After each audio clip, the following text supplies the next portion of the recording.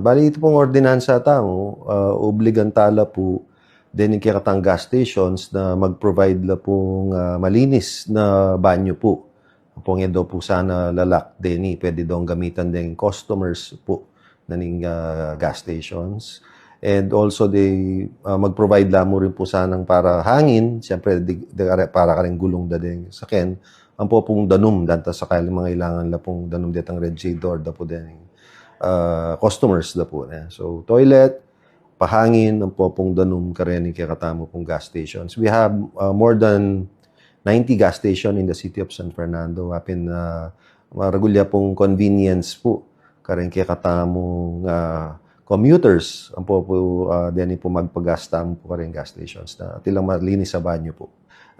Public hearing tanya po kanya nin tutuki. Ala na kami manikit na kokontrala po detang ininbitata mo po nandin na gas station operators.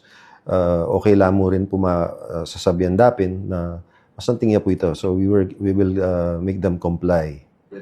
Opo, ikita naman po karetang previews tamo po ng megawaya pa mong first resolution po ini katamo pong ordinansang buringay ni.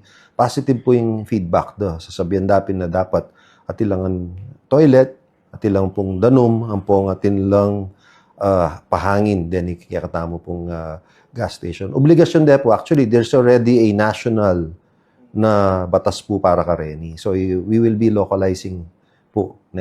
Uling ding national, ano man pong pandakap ka rin. Uling sabi ko pin, Keti Pasio de San Fernando, 90 plus no po.